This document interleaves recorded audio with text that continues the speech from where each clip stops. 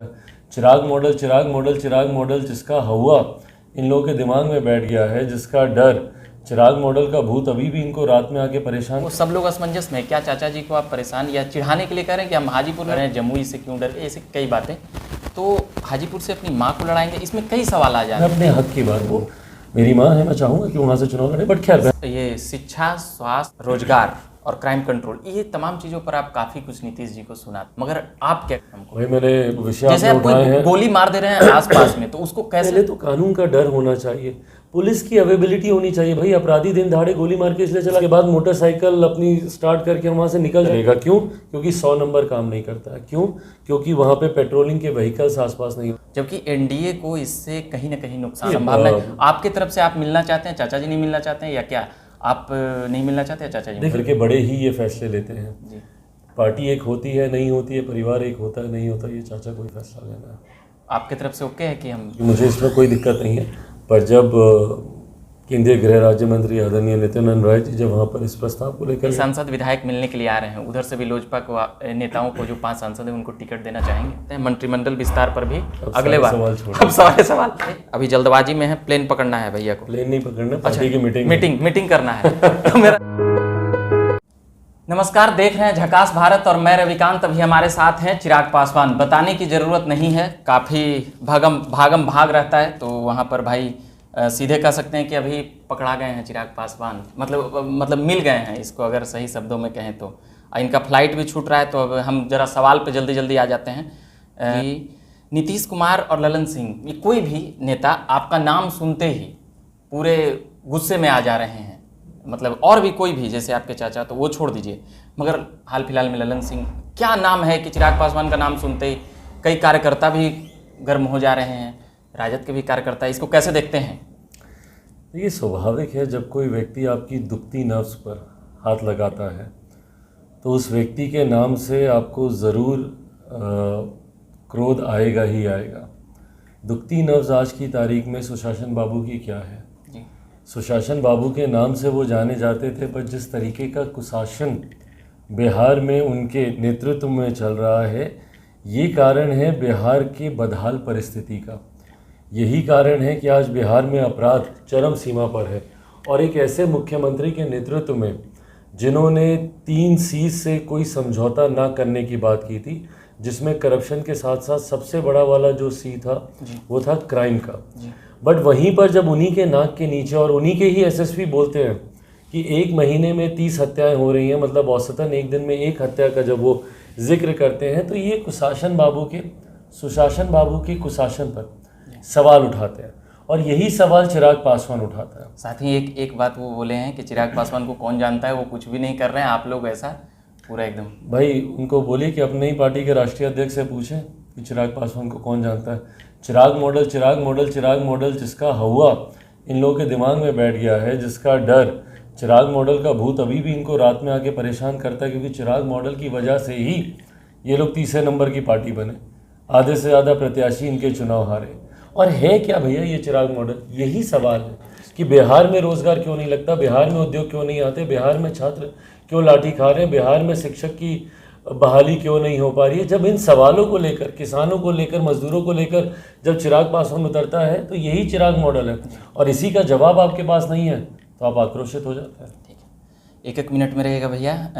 2024 लोकसभा को कैसे देखते हैं? नीतीश जी, तेजस्वी जी, लालू जी, तेज प्रताप जी, कांग्रेस, और ऐसे सभी लोग बोल रहे हैं कि जो बिहार का जो 40 सीट है वहाँ पर हम अब जीतने नहीं देंगे। एनडीए का जो वोट प्रतिशत है बिहार में वह काफ़ी कम है, और भाजपा और लोजपा मिल करके भी वो ऐसा नहीं कर सकते पिछली बार की तरह। ये जितने दल है ना, दुख इस बात का है कि ये लोग कागज़ पे समीकरण बनाते हैं। मुख्यमंत्री नीतीश कुमार जी ने 2010 के बाद से काम करना क्यों बंद कर दिया? और मैं 2010 का जिक्र करूँ, 5 का नहीं। 5 में जब वो आए थे, मैं इस बात का श्रेय उनको दूंगा कि वो 5 साल उन्होंने काम किया था, और ईमानदारी से उन्होंने काम किया था 2005 से 2010। उसके बाद से उन्होंने काम करना क्यों बंद कर दिया? क्योंकि उनको एक नया तमगा मिल गया सोशल इंजीनियरिंग का, जिसको वो समझते हैं कि उनकी बहुत बड़ी काबिलियत है। हकीकत में वो समाज को बांटने की राजनीति है, जिसके लिए किसी भी व्यक्ति को शर्म आनी चाहिए। उस बात को वो अपने लिए एक मेडल ऑफ प्राइड समझते हैं कि भाई हम सोशल इंजीनियरिंग बहुत अच्छी करते हैं, और ये तमाम राजनीतिक दल उसी सोशल इंजीनियरिंग के आधार पर, आप इनसे पूछे ना कौन सा आपने काम किया है। भाई आज अगर प्रधानमंत्री अपनी बात करते हैं भारत के लाल किले की प्राचीर पे खड़ा होकर तिरंगा फहराते वक्त भारत के स्वतंत्रता दिवस पर, जब वो दोबारा बात करते हैं कि हम अगली बार आएंगे, तो वो लाभार्थियों के आधार पर ये बात करते हैं। जो योजनाएं उन्होंने जन कल्याण की चलाई हैं उसके आधार पर वो बोलते हैं।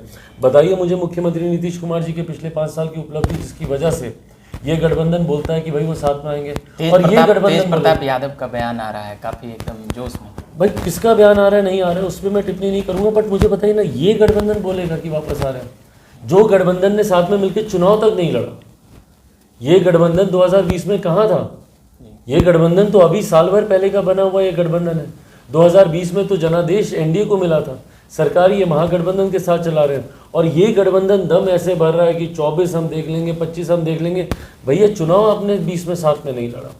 और मुझे एक उपलब्धि बता देना, ये लोग पिछले 5 सालों में, इसी से जुड़ा हुआ एक छोटा सा सवाल है। नीतीश जी, ऐसा हो सकता है जो नीतीश जी का पॉलिटिकल कह सकते हैं कुंडली या पॉलिटिकल रणनीति रहा है, फरवरी और मार्च तक वह कहाँ रहेंगे? अब तो सब लोग ये चर्चा करते ही हैं नीतीश जी रात सुबह, तो मान लीजिए कि चले गए फरवरी मार्च में, उस समय के लिए आपके पास क्या प्लान है, क्या करेंगे उस समय? मान लीजिए भाजपा तो अपना बढ़ाना जनाधार चाहिए। भाई देखिए मेरी एक बात स्पष्ट है कि जहाँ मुख्यमंत्री नीतीश कुमार जी हैं, मैं उनकी नीतियों का विरोध हूँ। मान लीजिए कि सीटों का फैसला तमाम चीज़ें हो चुका है भाजपा से, और ऐसी तमाम चीज़ें फरवरी और एट ए टाइम अगर हुआ तो क्या करेंगे चिराग पासवान? भाई 2014 अगर आपको याद हो जी, तो फरवरी में हम लोग गठजोड़ में आए। एनडीए गठबंधन का हम लोग हिस्सा बने थे, जी, और यूपीए से ही तब तक बातचीत चल रही थी। बट जिस तरीके से यूपीए के कुछ घटक दलों का रवैया था, और जिस तरीके से हमारी पार्टी हमारे नेता को अपमानित करने का वहाँ पे कार्य किया जा रहा था, तो इन तमाम कारणों से तो उस वक्त भी तो फरवरी में ही हम लोगों ने ये निर्णय लिया।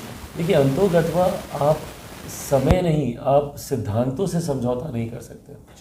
उसके लिए ये नहीं कि भैया आप मतलब क्लियर कट है, नीतीश जी रहेंगे तो हर हाल किसी भी हाल में चिराग पासवान। 2020 में भी आखिर तक तो हम एनडीए के साथ रहना ही चाह रहे थे, पर जब ये बात स्पष्ट हुई कि मुख्यमंत्री नीतीश कुमार जी की ही नीति लागू की जाएगी, सात निश्चय पर ही काम चलेगा, ना भारतीय जनता पार्टी का कोई एजेंडा जोड़ा जाएगा सरकारी योजनाओं में, ना लोक जनशक्ति पार्टी का, तो उस वक्त उस गठबंधन से हम लोग अलग हुए। तो आगे भी ऐसी कोई परिस्थिति बनेगी तो ऐसा ही कठोर फैसला लेना पड़ेगा, तो लिया जाएगा। एक सवाल कई बार ये हो चुका है, और कई बार मतलब चाचा पशुपति कुमार पारस जी से रिलेटेड है, वो धमकी वाला बात तो आ ही गया है, आपका नाम उसमें समर्थक के तौर पर उसमें लिया गया है, और वो आप केवल चाचा जी को परेशान करने के लिए हाजीपुर का नाम लेते हैं, या फिर जमुई, वो कह रहे हैं जमुई से क्यों डर गए, ऐसे कई बातें। तो हाजीपुर से अपनी माँ को लड़ाएंगे, इसमें कई सवाल आ जा रहे हैं, तो वो सब लोग असमंजस में, क्या चाचा जी को आप परेशान या चिढ़ाने के लिए कह रहे हैं कि हम हाजीपुर लड़ेंगे, वो परेशान होकर बयान दे रहे हैं कि नहीं वो कैसे लड़ेंगे, और काफ़ी कुछ बोल गए हैं। नहीं भाई कैसी बात कर रहे हैं, तो उम्र में मुझसे बहुत बड़े हैं, चिढ़ाने की या उनको परेशान करने की, तो आप अपनी दावेदारी कर देते हैं सिटिंग सांसद पे, तो बेचारे परेशान। दावेदारी उनको परेशान करने के लिए नहीं, मैं अपने हक की बात कर रहा हूँ। मेरे नेता मेरे पिता की कर्मभूमि रही है, और हाजीपुर से लोक जनशक्ति पार्टी मेरे परिवार का एक लंबा रिश्ता रहा है। मेरे पिता ने हाजीपुर को अपनी माँ का दर्जा दिया, ऐसे में हाजीपुर से चुनाव लड़ना अपने नेता अपने पिता के अधूरे कार्यों को आगे लेकर जाने की सोच के साथ ये दावेदारी की जाए। और देखिए चुनाव में कोई भी दावेदारी सबसे पहली बात तो विनेबिलिटी के आधार पर की जाती है। रीना पासवान जी की दावेदारी आपने की थी? नहीं बिल्कुल एक बार नहीं, मैं अभी भी मैं चाहता हूँ कि अगर वो चुनाव लड़ने के लिए वो सहमत होती हैं तो मैं चाहूँगा कि वो वहाँ से लड़े। मेरे पिता की अर्धांगिनी रही हैं, वो मेरी माँ है, मैं चाहूँगा कि वो वहाँ से चुनाव लड़े। बट खैर बहरहाल ये तमाम फैसले पार्टी के भीतर पार्टी के संसदीय बोर्ड को लेने। बट जहाँ तक रही बात सीट की, ये गठबंधन को तय कर, जी ये गठबंधन, मैं जो बातें कर रहा हूँ मैं गठबंधन में हुई चर्चाओं के आधार पर कर रहा हूँ। अगर किसी और को उससे एतराज़ है या किसी और को अपनी दावेदारी पेश करनी तो गठबंधन के भीतर बात करें ना। और जो कि उन्होंने कहा भी था कि हम जाएंगे, हम इनसे बात करेंगे, हम उनसे बात करेंगे, पर अभी तक तो कोई बात मुलाकात होती हुई सामने दिखी नहीं है। तो अगर उनको कहीं पे कोई क्लैरिटी लेनी है तो गठबंधन के भीतर लेनी होगी पहले। एक जमुई से जुड़ा हुआ सवाल है, जमुई लोकसभा क्षेत्र का 9 सालों से आपका अनुभव क्या रहा, और वहाँ छोड़ने की बातें बार बार आता है कि चिराग पासवान डर रहे हैं क्या, यह आरोप कई लोग लगा चुके हैं। भाई देखिए जमुई में अभी हाल फिलहाल के दिनों में खुले मन से मैं पुनः इस बात को दोहरा कर आया हूँ, और मैं चाहता हूँ अगर पार्टी में कोई एक ऐसी परिस्थिति बनती है जहाँ पे हमारी माँ अगर हाजीपुर जमुई जाती छोड़ना हैं, चाहेंगे आप? हम बिल्कुल नहीं छोड़ना चाहेंगे। जैसे मेरे नेता की पहचान हाजीपुर रहा, मेरी पहचान जमुई रहा है। और मैंने इस बात को कहा है कि मैं युवा बनकर आया हूँ, बुजुर्ग बनकर वहाँ से मैं जाना चाहता हूँ, और इस बात को अभी खुले मन से भी मैं दोहरा कर आया हूँ। बहरहाल अंतोगत्वा पार्टी का संसदीय बोर्ड क्या निर्णय लेता है नहीं लेता, ये बाद में इस बात को तय किया जाएगा। बट फिलहाल मेरी प्राथमिकता जमुई उतनी ही है जितनी हाजीपुर है। और जहाँ तक रही बात जमुई में कार्यों की, भाई पिछले 9 सालों में मैंने एक ईमानदार प्रयास किया, और मेरे कार्यों को न सिर्फ मैं बल्कि नीति आयोग सराहता। 99 पायदान पर था जमुई, आज 9वें पायदान पर है। वहाँ पर मेडिकल कॉलेज की बात हो, वहाँ पे केंद्रीय विद्यालय खुलवाने की बात हो, लगभग 3000 करोड़ की रेलवे की परियोजनाओं को वहाँ पर लेके जाने की बात हो, जमुई का एक बहुत बड़ा हिस्सा चकाई विधानसभा जो पूर्णतः मुख्यधारा से कटा हुआ था उसको रेल लाइन से जोड़ने की बात हो, ये कुछ ऐसे बड़े कार्य हैं। मैं अभी इसमें पासपोर्ट ऑफिस का जिक्र ही नहीं कर रहा, मैं FCI के जोनल ऑफिस का मैं जिक्र ही नहीं कर रहा। ये कुछ ऐसे बड़े कार्य हैं जो हम लोगों ने वहाँ पे किए हैं। विद्युतीकरण में लगभग 100% गाँव को हम लोग ले चुके हैं। रोड कनेक्टिविटी, इस बात को मैं गर्व से कहूँगा कि आप जमुई जाइए, लगभग 90% जमुई के गाँव वेल कनेक्टेड हैं मुख्य धारा के साथ। तो ये तमाम कार्य मैंने किए हैं, तो इसलिए जमुई से डरने की बात नहीं है भाई। जमुई के लोगों ने जितना प्यार दिया, और आज चिराग पासवान जो कुछ भी है जमुई की वजह से। ये शिक्षा, स्वास्थ्य और रोजगार और क्राइम कंट्रोल, ये तमाम चीज़ों पर आप काफ़ी कुछ नीतीश जी को सुनाते हैं या बोलते हैं, कहते हैं कि या विपक्ष के तौर पर ये आपकी जिम्मेदारी भी है, मगर आप क्या करना है इस पे 1 मिनट का पूरा है हमको। भाई मैंने ये तमाम जो विषय जैसे आप उठाए हैं, गोली मार दे रहे हैं आसपास में, तो उसको कैसे रोका जाए, उसको मतलब भाई कानून का डर होना चाहिए। अभी मैंने अपराध को लेकर 25 तारीख को मैंने फेसबुक पे लाइव भी मैं गया था, उसमें सारी बातें इस बात को मैंने विस्तार से मैंने बताया था।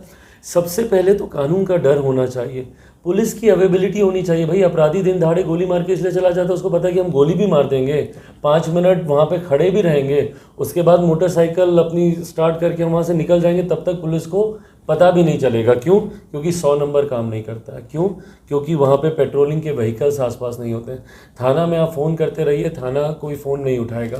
तो ये कारण है कि अपराधियों में डर नहीं बैठता है। इन तमाम चीज़ों को दुरुस्त करने की ज़रूरत है, और विकसित बिहार के मूल ढांचे में शिक्षा, स्वास्थ्य, कानून व्यवस्था, रोजगार, ये तमाम विषय आते हैं। और जब आप एक विकसित बिहार के निर्माण की आप बात करते हैं, तो आपको इन तमाम विषयों पर आपको कार्य करने की जरूरत है। आपकी बातें सुन रहे हैं बिहार के लोग, मतलब क्या इसका अनुभव करते हैं आप?